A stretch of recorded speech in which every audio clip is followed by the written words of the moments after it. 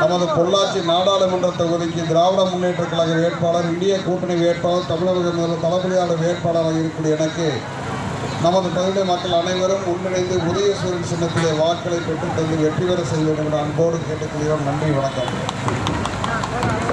சிறப்பான வரவேற்பு கொடுத்த நம்முடைய கழக தோழர்களுக்கு அனைவருக்கும் நன்றி நன்றி நன்றி நன்றி. இந்திய கூட்டணியினுடைய தலைவர்களுக்கும் நன்றி நன்றி. சாலு சீக்கிரம் போடுங்க, போலாம். காங்கிரஸ் இயக்கத்தின் முன்னாள் மண்டல தலைவர் கனகராஜ் அவர்கள் இப்பொழுது நம்ம வெற்றி வேட்பாளருக்கு வரவேற்று தந்தார்.